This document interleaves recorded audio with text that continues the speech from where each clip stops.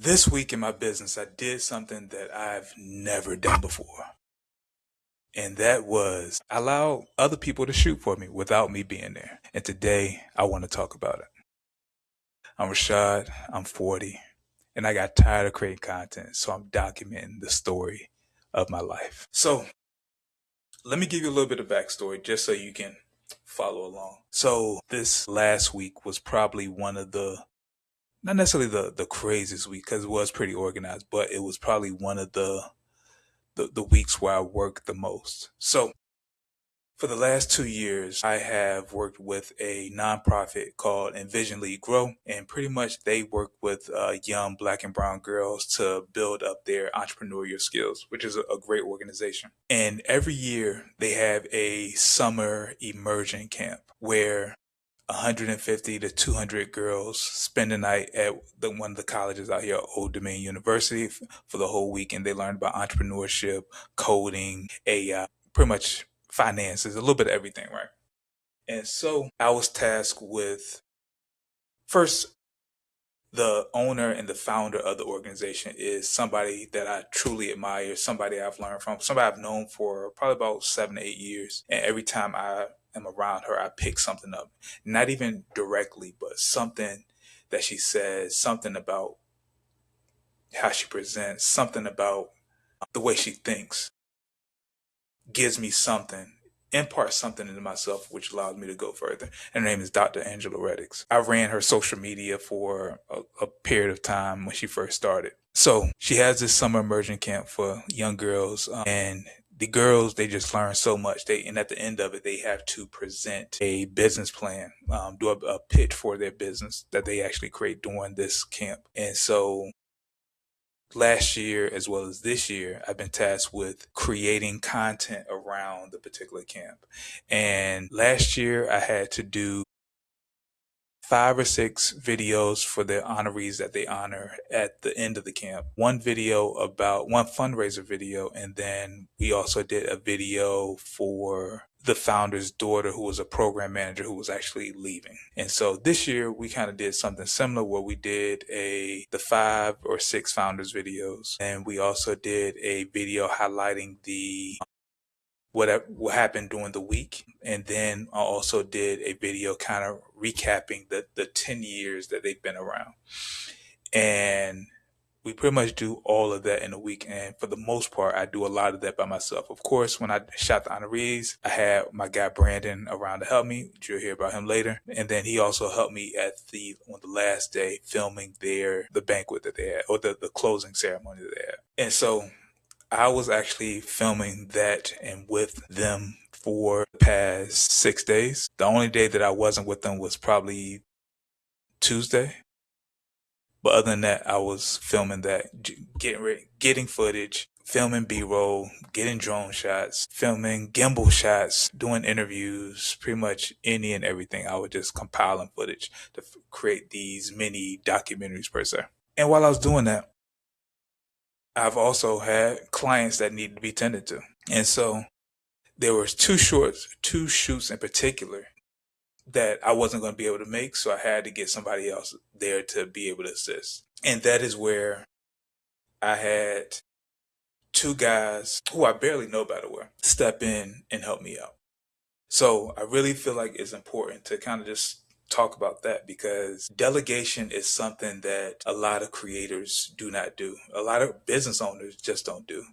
We feel like we can do everything ourselves. We feel like we have to do everything ourselves. And as I get older and as I look to expand and grow, I realize that I don't need to be the person that does each and everything. And that is carrying over in the work that I do in my business, the work that I'm doing in my personal brand, as well as the work that I'm actually doing at the church. I'm looking to really expand, grow, and dominate. And so the only way I'm able to do that is by bringing on a team to be able to help kind of expand the mission. So, of course, I have my handy dandy questions that I asked Claude to kind of help me when I told him I want to do this video. So, why did you say yes to the camp project, even knowing it would eat your whole week away? The reason I said yes is because, first, it's not a bad payday. It's not a bad paycheck for this.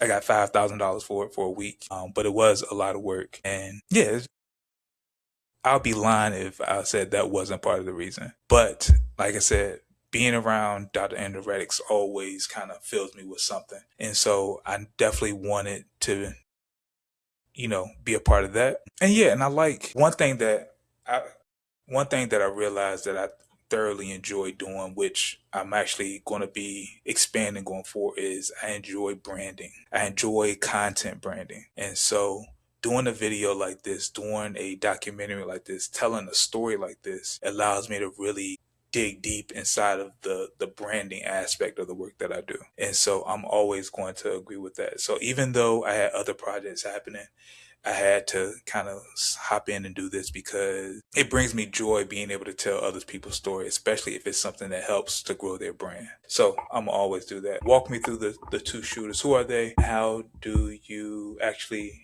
know each of them? So one of the guys, like I said, is Brandon. I actually met Brandon maybe, let's say, 2 months ago. He actually goes to my church. And he came up to me in church and was like, "Hey, if you ever need some help with, finding other photographers or videographers, I would love to help out." And to be honest with you, I've always been looking for other photographers, more so videographers, to help out. So once he said that, I told him to come to the church the next week with your camera.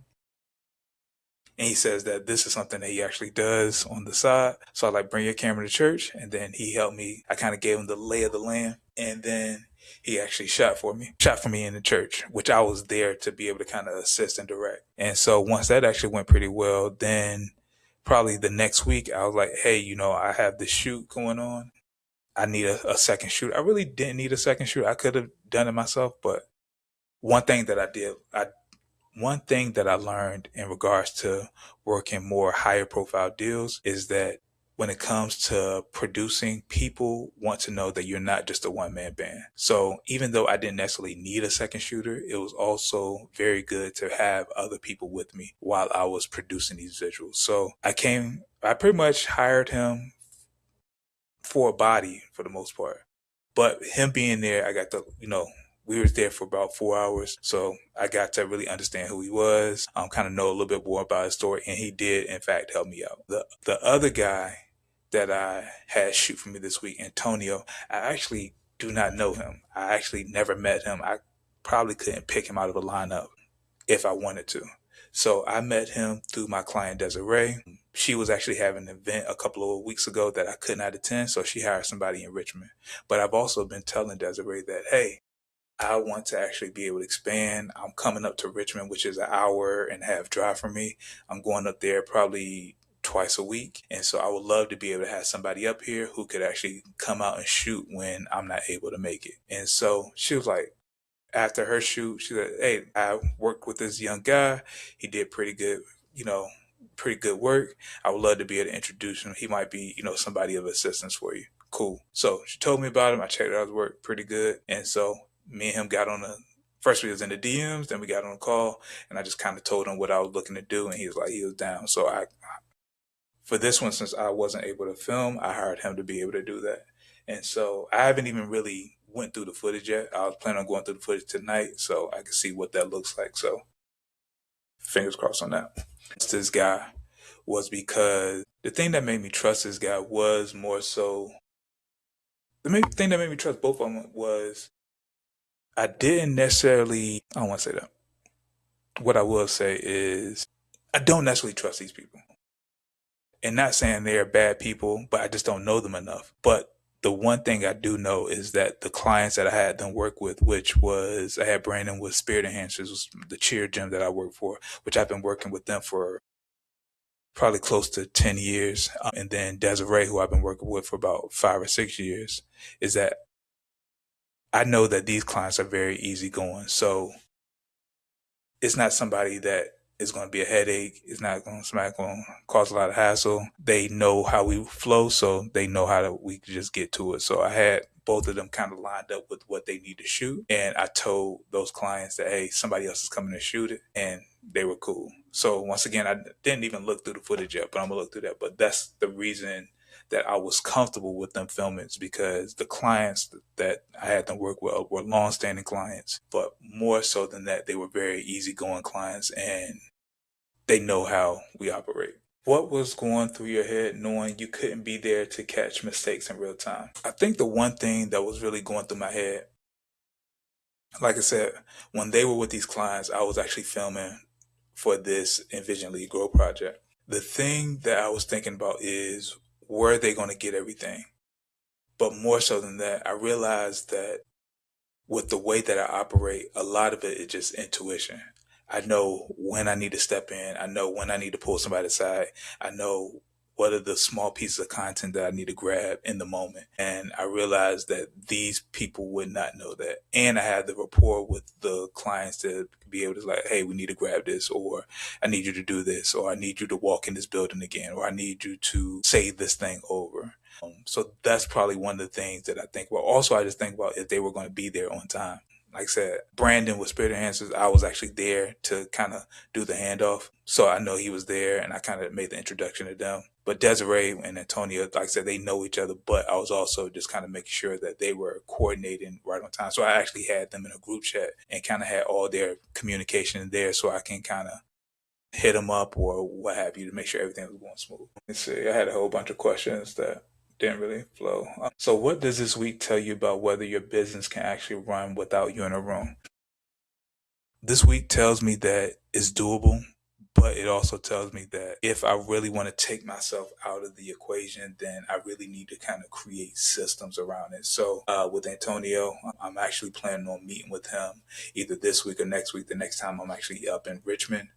But then I really need to kind of give him a flow of how I operate. So I might just pay him to shadow me doing a shoot, probably another shoot with Desiree, so he can see how we flow. But then also have a lot more structure when it comes to creating the content in the pre-production side of, these are the 10 videos that we're shooting. This is what we're looking for. These are some scenes that aren't necessarily written down. I don't know. I said written down, but these are necessary. Like we need an outside the house shot. We need shots of Desiree kind of moving throughout.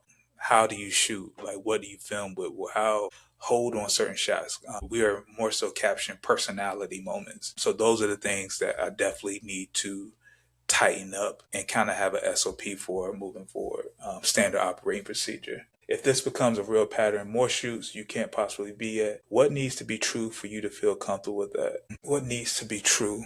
I think the thing that I really hope to be true would be that we're actually growing and doing great work. And if we're doing that and we actually have systems in place to really help our clients, then if we have the right system in place, then I have no problem with letting other people come in and actually shoot the content. And that's actually been one of my goals for the last year, is I really want to step away and have other shooters, videographers, photographers actually handle the work. And then I can actually just become more of a strategist or a creative director. So that's actually the plan, but things have to be right. Of course, the money has to be right, but also just the structure of the work that we do has to be right as well. So yeah, so I'm very excited about that. I was very hesitant about it, but this is something I know God is actually pushing me in that direction to be able to do more things like that. And then he's starting to bring people around to be able to help. So like I said, I haven't even looked through the footage yet, which I'll be doing that sometime tonight. But I hope and I pray that this is what it should be, and not necessarily the content itself, because I feel like the content is going to be good. But just I'm praying that God works within me to really build out this part of my journey and give me the vision to be able to impart that, not just within myself to see forward, but to be able to impart that into the people who are partnered with me on this. So yeah, so let's go through some rapid fire questions real quick. Let's go through some rapid fire questions real quick. What's one thing you'll never delegate no matter how big the money is?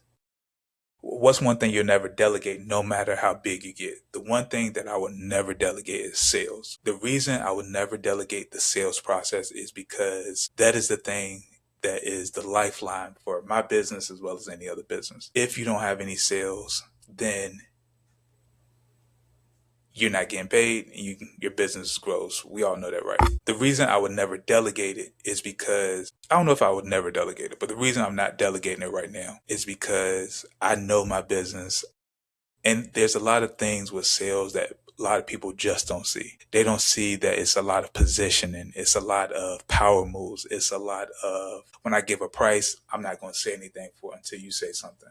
It's a lot of not bending. It's a lot of knowing your value. It's a lot of knowing the products and services that you offer like the back of your hand. And sometimes when you have somebody who comes in and maybe doesn't really understand all that, it's hard for them to get that. And then that, of course, will mess up the sales of your business. So, like I said, maybe one day I'll get somebody who actually just handles sales, and then I don't really need to do that. But as of right now, that's probably the main thing that I would never delegate. If a fellow videographer is scared to hand off a client shoot for the first time, what's one thing that you'll tell them?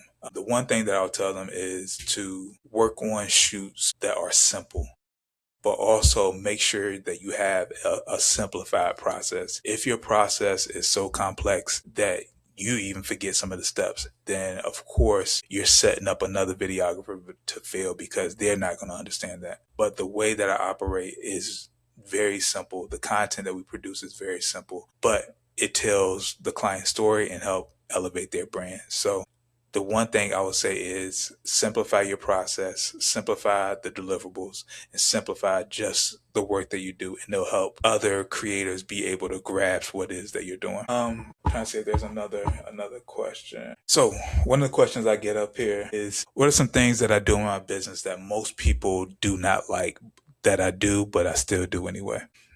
I actually had somebody else do a post about this. I saw it online a couple weeks ago, and I thought it'd be very interesting to do it. So some of the things that people do not like about how I run up my business, but I still do, is I document a lot of things. I document my meetings, any calls that I have, I record those. And I do that just because it allows me to create a system where I can always go back in and say, hey, we remember we said this. Well, we do that. Or I also use AI in my process, so I could just download the transcript from a call and put in AI, and then they'll break things down for me. So I record all my calls and meetings. I also will film BTS during a content session because that helps just us to be able to create more content, and I can create content for the brand that I'm building.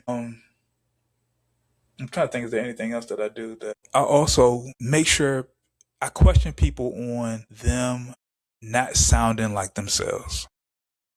That might be one of the main things that I do. A lot of people I work with want to present as something more than what they are.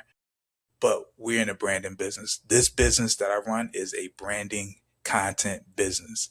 And so I am always making sure that my clients come to every content shoot as authentic as possible and not try to be perfect, not try to be the more polished version of themselves, but you just need to be who you are. And by doing that, you attract the people who are meant to work with you. So those are probably the main things that I do that people don't like, but I'm always going to do.